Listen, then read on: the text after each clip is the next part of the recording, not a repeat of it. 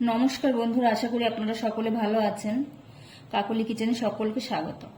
আজকে বানিয়েছি পাউরুটি ও সুজি দিয়ে হেলদি এবং টেস্টি একটা টিফিন। খেতে দারুণ হয়, বানানো খুবই সোজা এবং অল্প সময়ে তৈরি হয়ে যায়। তাহলে চলুন কিভাবে বানিয়েছি দেখা যাক। আমি এখানে ছোট সাইজের 5টা পাউরুটি নিয়েছি, আর নিয়েছি মেজারিং কাপের হাফ কাপ সুজি আর 5-6 চামচ টক দই। প্রথমে আমি পাউরুটিগুলো ছোট ছোট টুকরো করে কেটে নেব, মানে ছিঁড়ে নিচ্ছি।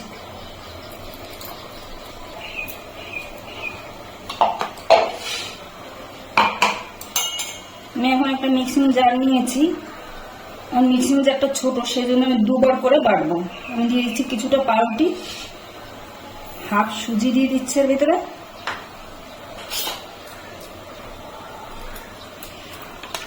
আর 2 চামচের মতন টক দই দিয়ে দিচ্ছি, আর অল্প করে একটু জল দিয়ে দিচ্ছি। আমি এটাকে পেস্ট করে নেবো, আমি দুবারে পেস্ট করবো। পুরোটা আমি পেস্ট করে নিয়েছি। এখন আমি এর মধ্যে কিছুটা সবজি দেব। দিয়ে দিচ্ছি কিছুটা পেঁয়াজ কুচি, ক্যাপসিকাম কুচি, টমেটো কুচি, আর দিচ্ছি বাঁধাকপি। বাঁধাকপিটা আমি হালকা একটু সেদ্ধ করে নিয়েছি, আর একটা কাঁচা লঙ্কা কুচি, আর দিচ্ছি ধনেপাতা কুচি। এখানে সবজিটা আপনারা আপনাদের পছন্দ অনুযায়ী দিতে পারেন, গাজর যা হোক যেটা পছন্দ সেটা দিতে পারেন।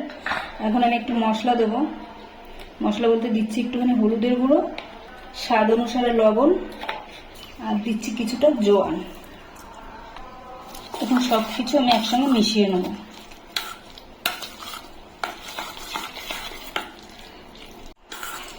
ব্যাটারটা আমার শক্ত শক্ত মনে হচ্ছে, আর সামান্য একটু জল দিয়ে দিচ্ছি।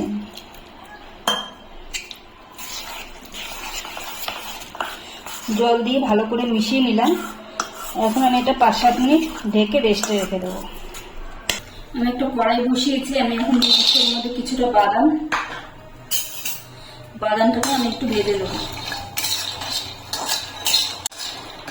বাদামটা হালকা প্রথম ভেজে নিয়েছি, তারপর আমি দিয়ে দিচ্ছি 2-3 কোয়া রসুন আর কিছুটা আদা রসুনটাকে বাদামের সঙ্গে নেড়ে নেবো। বাদামটা আমার ভাজা হয়ে গেছে। আমি এখন এটাকে নামিয়ে একটু ঠান্ডা করে নেবো। বাদামটা ঠান্ডা করে আমি মিক্সিতে নিয়ে নিয়েছি। এখন আমি এর মধ্যে দিয়ে দিচ্ছি কিছুটা ধনেপাতা,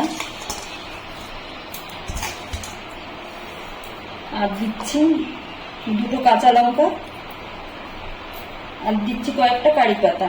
কারি পাতাগুলো আমার শুকনো হয়ে গেছে। দিচ্ছি অর্ধেকটা লেবুর রস,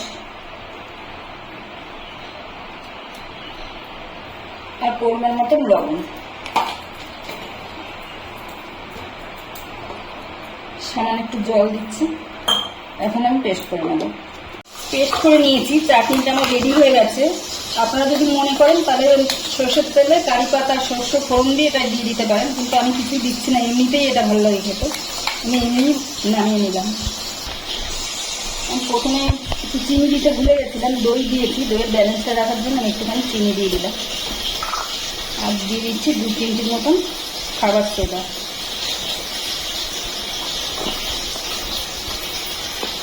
এখন আমি ভালো করে মিশিয়ে নেব সোডাটাকে। এখানে কড়াই গরম করতে বসিয়েছি, আর 1 চামচ সাদা তেল দিয়ে দিয়েছি। তেলটাকে ভালো করে চারিদিকে লাগিয়ে নেব।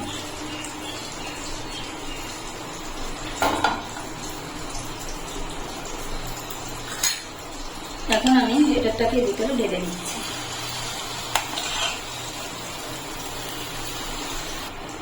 চারিদিকে ভালো করে এইভাবে ছড়িয়ে দেবো।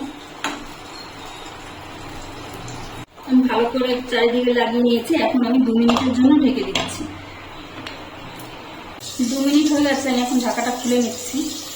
আমি এখন এর উপর দিয়ে দিচ্ছি কিছুটা কালো তিল। দিলে খেতেও ভালো লাগবে, দেখতেও সুন্দর লাগবে। তারপরে দিয়ে দিচ্ছি কিছুটা সাদা তিল,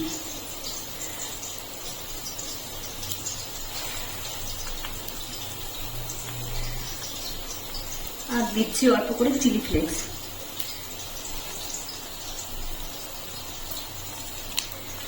এখন গ্যাসের ফ্লেমটা লোতে রেখে 5 মিনিট আমি ঢাকা দিয়ে রেখে দেবো। 5 মিনিট পরে আমি ঢাকা খুলে নিচ্ছি।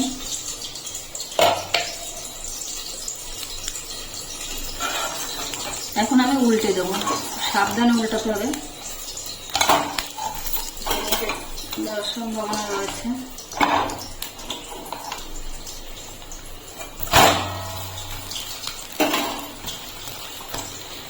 এখন 2 মিনিটের মতন এরকম রেখে দেবো, এখন আর ঢাকা দেবো না।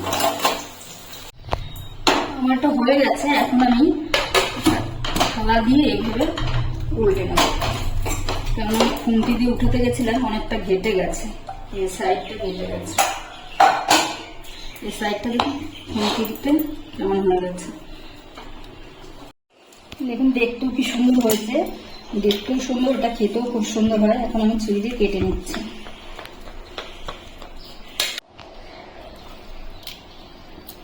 আমি এরকম বড় বড় মোটা মোটা করে কেটে নিয়েছি, দেখুন দেখতে কত সুন্দর হয়েছে।